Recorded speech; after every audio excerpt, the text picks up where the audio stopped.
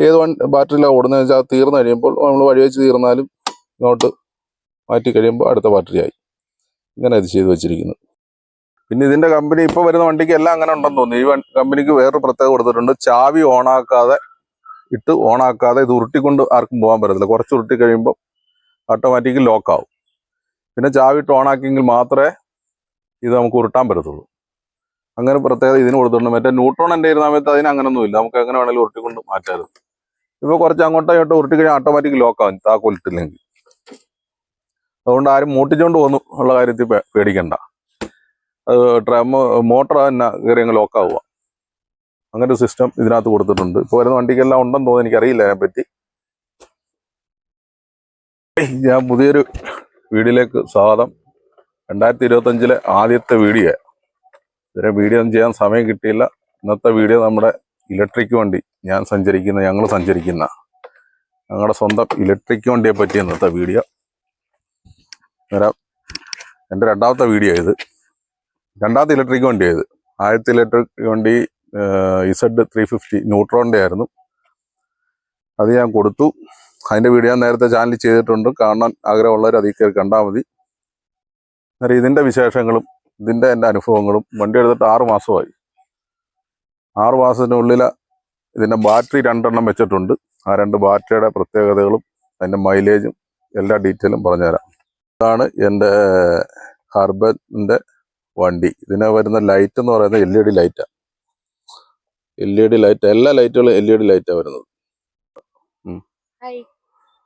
അന്നേരം പ്രിയങ്ക എന്നിൻ്റെ കാര്യം ലൈറ്റൊക്കെ കത്തിച്ചാണ്. ലൈറ്റ് നിർത്തേ. LED ലൈറ്റാണ് വരുന്നത്. ഡിമ്മും ബ്രൈറ്റും ഒന്ന് അടിച്ചു. ഇത് പാർക്ക് ലൈറ്റ്. ഡിമ്മും ബ്രൈറ്റും ഒന്ന് അടിച്ചു. ലൈറ്റ് കത്തിച്ചിട്ട് നല്ല പ്രകാശം കേട്ടോ. LED ലൈറ്റാണ്, നല്ല പ്രകാശമാണ്. അതിന് ലൈറ്റ് ഓഫ് ചെയ്ത് അതിന് ഇൻഡിക്കേറ്റർ LED ആണ് വരുന്നത്. ഇൻഡിക്കേറ്ററും LED ആണ് വരുന്നത്. നല്ല സ്റ്റൈലിഷ് ആയിട്ടാണ് ഇൻഡിക്കേറ്ററും കൊടുത്തിരിക്കുന്നത്. പിന്നെ അത് കൂടാണ്ട് ഫ്രണ്ടിലെ ലൈറ്റ്, ഇതാണ്ട് ഈ ഫ്രണ്ട് ലൈറ്റ് എന്ന് കത്തിച്ച് പാർക്ക് ലൈറ്റ്. ഇത് നല്ല സ്റ്റൈലിഷ് ആയിട്ടാണ് കൊടുത്തിരിക്കുന്നത്. കാണാൻ പോയി അണക്കി ഒന്ന് കത്തിച്ച് നല്ല സ്റ്റൈലിഷ് ആയിട്ട് ആ ലൈറ്റും കൊടുത്തിരിക്കുന്നു. പിന്നെ ഇനി അടുത്ത പറയുകയാണെങ്കിൽ ടയർ 12 ഇഞ്ച് ടയറാണ്. പിന്നെ ഫ്രണ്ടും ബാക്കും ഡിസ്ക് ബ്രേക്കാണ് കൊടുത്തിരിക്കുന്നത്. പിന്നെ സൈഡിലോട്ട് വരുവാണെങ്കിൽ സൈഡിൽ കണ്ടാൽ നമ്മൾ ചവിട്ടുന്നത് ഇങ്ങനെ പുഷ് ചെയ്ത് കഴിഞ്ഞാൽ അകത്തോട്ട് വരും, അകത്തോട്ട് കയറുകയും ചെയ്യുന്നുണ്ടോ. ഇത് നല്ല രീതിയിലാണ് കൊടുത്തിരിക്കുന്നത്. പിന്നെ സ്റ്റാൻഡ് ഈ ടൈപ്പാണ് വരുന്നത്. പിന്നെ ബാക്കിലോട്ട് വരുവാണെങ്കിൽ ബാക്കിലെ ലൈറ്റുകളും നല്ല രീതിയിലാണ് കൊടുത്തേക്കുന്നത്. നല്ല അതിൻ്റെ കമ്പനിയുടെ പേരും കൊടുത്തിട്ടുണ്ട്, ഹർബൻ. പിന്നെ ഇതിന് ഹെൽമെറ്റ് നിർബന്ധമില്ല. ഹെൽമെറ്റ് വെക്കുന്നത് നല്ലതാണ്. സുരക്ഷയ്ക്ക് വേണ്ടി ഹെൽമെറ്റ് വെക്കുന്നത് എപ്പോഴും നല്ലതാണ്. അവരവരുടെ സേഫ്റ്റി നോക്കുക. പിന്നെ ലൈസൻസ് വേണ്ട. 25 കിലോമീറ്റർ സ്പീഡേ ഉള്ളൂ. പിന്നെ ബാക്കിൽ കണ്ട ബ്രേക്ക് ലൈറ്റ് ഒന്ന് കത്തിച്ച്. ബ്രേക്ക് ലൈറ്റും നല്ല രീതിയിലാണ് കൊടുത്തേക്കുന്നത്. ആദ്യം പാർക്ക് ലൈറ്റ് കത്തിച്ച്. എല്ലാം LED. ബ്രേക്ക് ഒന്ന് പിടിച്ച് വിട്ടേ. ബ്രേക്ക് ലൈറ്റും നല്ല സ്റ്റൈലായിട്ടാണ് കൊടുത്തേക്കുന്നത്. ഇൻഡിക്കേറ്ററും നല്ല രീതിയിലാണ് ബാക്കി കൊടുത്തിരിക്കുന്നത്. ബാക്ക് കൊണ്ട് നോക്കുമ്പോൾ തന്നെ നല്ല അടിപൊളി ലുക്കാണ് കാണാൻ. ഇലക്ട്രിക് വണ്ടിയാണെന്ന് പെട്ടെന്ന് കണ്ടാൽ പറയത്തില്ല.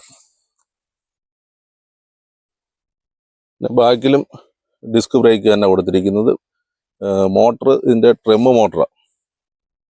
പിന്നെ ഇതേ ടൈപ്പ് വണ്ടിക്കെല്ലാം ട്രെമ്മ് മോട്ടറാണ് വരുന്നതെന്ന് തോന്നുന്നു.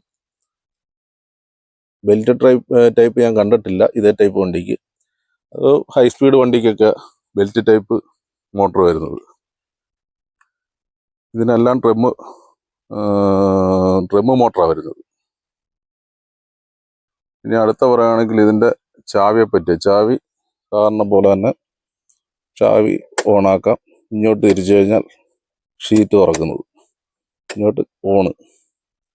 ഇതിനകത്തൊരു പോരാഴി മീറ്ററിനെ പറ്റിയാണ്. മീറ്റർ ആദ്യം ഓണാക്കുമ്പോൾ നമ്മുടെ 0 കാണിക്കും. പിന്നെ രണ്ടാമത് കാണിക്കുന്ന കിലോമീറ്റർ കാണിക്കുന്നു. പക്ഷെ ആ കിലോമീറ്റർ ഓട്ടത്തിൽ അങ്ങ് സീറോ ആയി പോകുന്നു ഓട്ടോമാറ്റിക്കലായിട്ട്. അതുള്ളതിനകത്ത് പോരാഴിയ പറയാനാണ്. എൻ്റെ മുളവടി സഞ്ചാരം മൊത്തം ഇതേലേ എനിക്ക് മുതലാകത്തുള്ളൂ. പിന്നെ സീറ്റ് ഓപ്പൺ ചെയ്യുമ്പോൾ സീറ്റ് നല്ല സ്പേസ് ഉണ്ട്. കണ്ടോ? എനിക്ക് അത്യാവശ്യം ഒരുപാട് മുളകൊടിയൊക്കെ ഇതിനകത്തിരിക്കും പാക്ക് ചെയ്ത് വെച്ച് കഴിയുമ്പോൾ. പിന്നെ ഫ്രണ്ട് കണ്ട് ഇവിടെ മൊബൈലൊക്കെ വെക്കാനും അത്യാവശ്യം സാധനങ്ങൾ വെക്കാനും, പിന്നെ ഒരു മൊബൈൽ ചാർജറിൻ്റെ പോർട്ട് കൊടുത്തിട്ടുണ്ട്.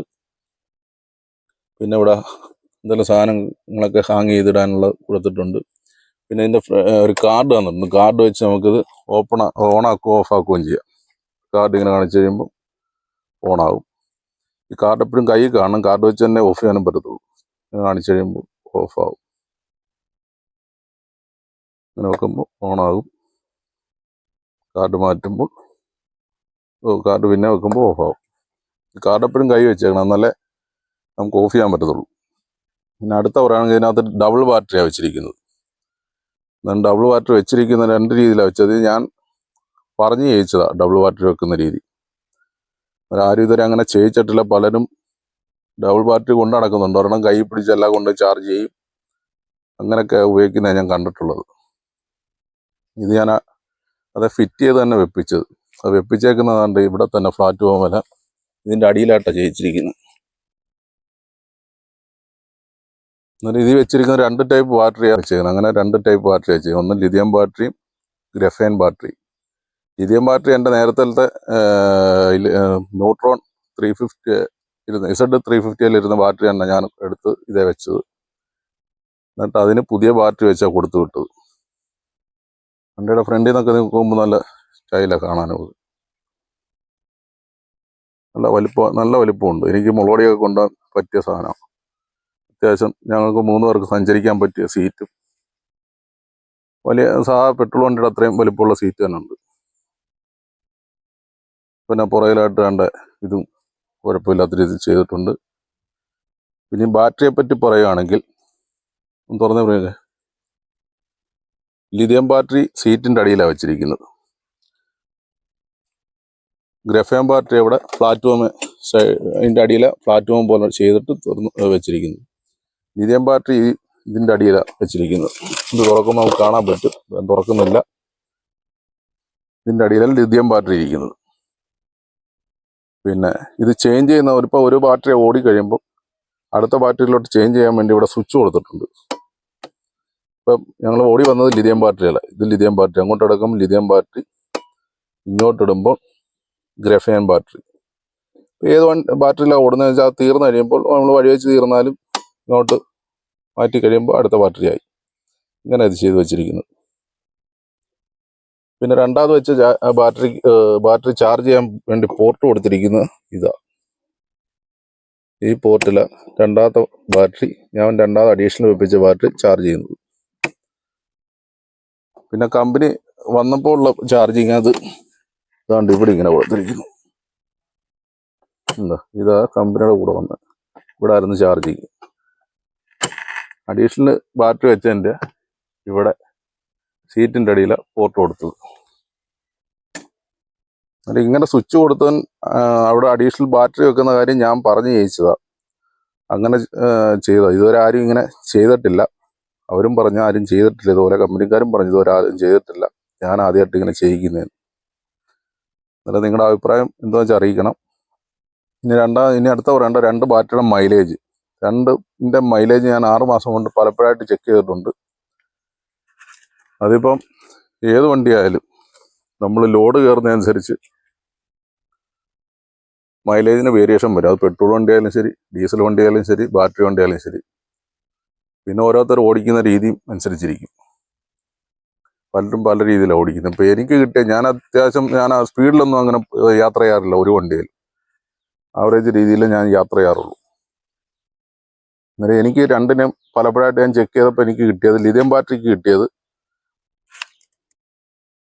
അന്നേരം എനിക്ക് ലിഥിയം ബാറ്ററിക്ക് കിട്ടിയ മൈലേജ് പറയുമ്പോൾ പലപ്പോഴായിട്ട് ഞാൻ ചെക്ക് ചെയ്ത ലിഥിയം ബാറ്ററിക്ക് കിട്ടിയ മൈലേജ് 75-80 ഇടയ്ക്ക് കിട്ടിയിട്ടുണ്ട്. 79-80 വരെയൊക്കെ കിട്ടിയിട്ടുണ്ട്. എന്നാൽ ആവറേജ് 75-74 കൂട്ടിയാൽ മതി. പിന്നെ ലെഡ് ആസിഡ് ബാറ്ററിയെ പറ്റി പറയുകയാണെങ്കിൽ അതിന് കിട്ടിയ മൈലേജ് ആവറേജ് എനിക്ക് 69 ഒരു 75 അടുത്ത് കിട്ടിയിട്ടുണ്ട്. ഒരു 69 കുട്ടിയാണ്, 70 ആ കമ്പനി പറയുന്നത്, 60 to 70. പിന്നെ ഓരോരുത്തർ ഓടിക്കുന്ന രീതിയും ഒക്കെ അനുസരിച്ചിരിക്കും. അന്നേരം നിങ്ങളും ഇലക്ട്രിക് വണ്ടി ഓടിക്കുന്ന ആരെങ്കിലും ഉണ്ടെങ്കിൽ നിങ്ങൾക്ക് കിട്ടുന്ന നിങ്ങളുടെ അനുഭവങ്ങൾ ഇതിൻ്റെ അടിയിൽ കമൻറ്റായിട്ട് രേഖപ്പെടുത്തുക.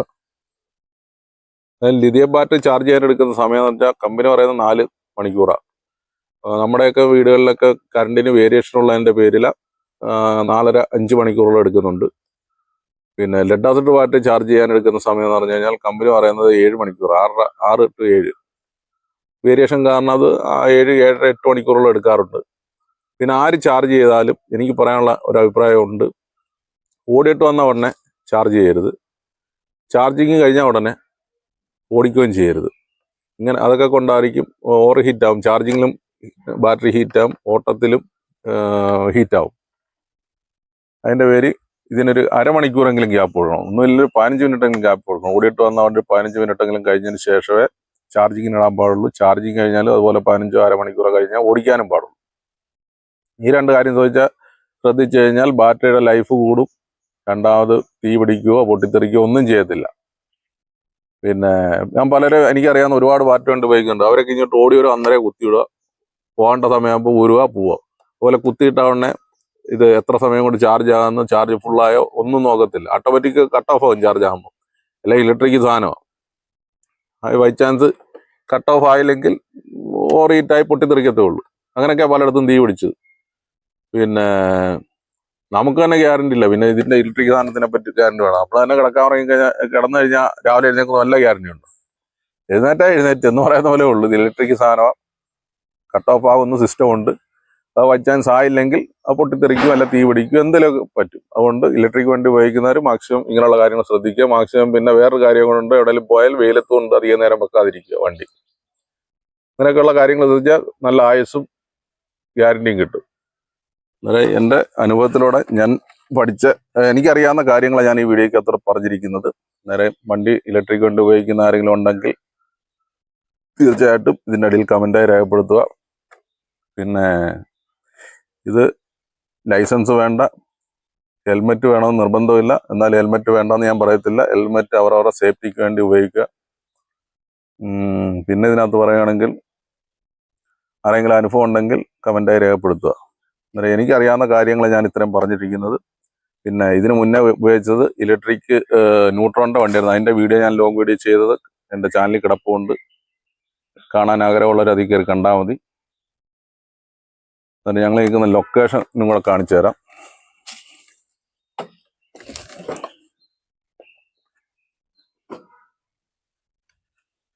ഞങ്ങൾ നിൽക്കുന്ന ലൊക്കേഷൻ നല്ല അടിപൊളിയൊരു സ്ഥലം കേട്ടോ. വീഡിയോ എവിടെ എടുക്കുമെന്ന് ഇങ്ങനെ ആഗ്രഹിച്ച് നടന്നപ്പോഴാണ് ഈ സ്ഥലം കിട്ടിയത്. നമ്മുടെ ഒരു അമ്പലത്തിൻ്റെ അടുത്താണ്.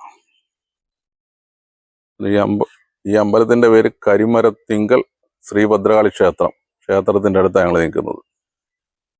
നല്ല അന്തരീക്ഷം കേട്ടോ, നല്ല ശാന്തമായ അന്തരീക്ഷം. ആലൊക്കെ ഉണ്ട് അവിടെ. അന്നേരം അടുത്ത ഭദ്രകാളി ക്ഷേത്രം നമ്മുടെ അനുഗ്രഹം എല്ലാവർക്കും ഉണ്ടായിട്ട് ആത്മാർത്ഥമായി പ്രാർത്ഥിക്കുന്നു. അടുത്ത നല്ലൊരു വീഡിയോ ആയിട്ട് എത്തണം വരെ. Okay, by.